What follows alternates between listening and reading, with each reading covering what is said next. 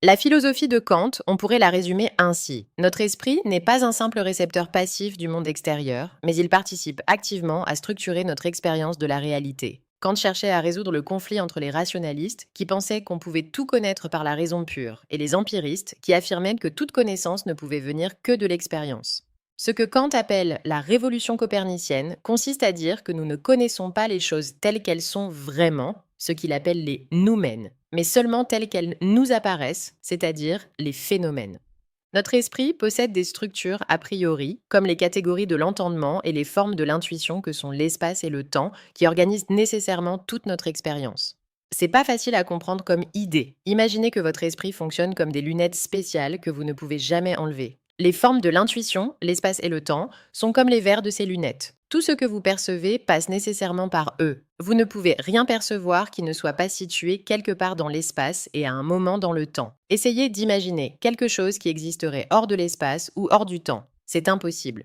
Kant dit que l'espace et le temps ne sont pas des propriétés des choses en elles-mêmes, mais des structures de notre esprit qui organisent tout ce que nous percevons. Les catégories de l'entendement, d'un autre côté, c'est comme la monture de ces lunettes qui structurent notre compréhension. Ce sont des concepts fondamentaux que notre esprit applique automatiquement pour comprendre le monde. Par exemple, la causalité. Quand une boule de billard en frappe une autre, vous comprenez immédiatement qu'il y a une cause et un effet. Ou encore la substance. Vous savez que votre table reste la même table même si vous la peignez d'une autre couleur. Il y a aussi la quantité, la qualité, la relation. Ce qui est révolutionnaire chez Kant, c'est qu'il dit que ces structures ne viennent pas de l'expérience, elles sont déjà dans notre esprit avant toute expérience, elles sont a priori. C'est notre esprit qui impose ces formes au monde pour le rendre compréhensible. Sans ces structures mentales, nous ne pourrions avoir aucune expérience cohérente du monde, juste un chaos de sensations incompréhensibles, comme une sorte de vomi.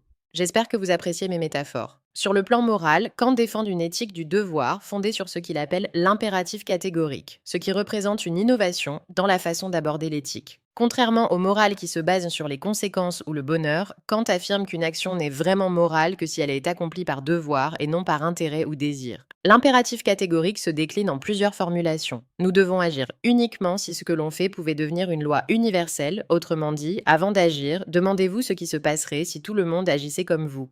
Si cela mène à une contradiction ou à un monde invivable, alors l'action est immorale. La seconde formulation, tout aussi fondamentale, exige de toujours traiter l'humanité, en soi-même comme en autrui, comme une fin en soi et jamais simplement comme un moyen. Cela signifie qu'on ne peut pas instrumentaliser les autres pour nos propres buts, car chaque être humain possède une valeur qui est absolue. Cette approche fait de l'autonomie et de la dignité humaine les fondements inébranlables de la morale, sachant que l'autonomie, c'est notre capacité à nous donner à nous-mêmes notre propre loi morale. Pour Kant, être moral, c'est être véritablement libre. Non pas faire ce qu'on veut, mais faire ce que la raison universelle commande.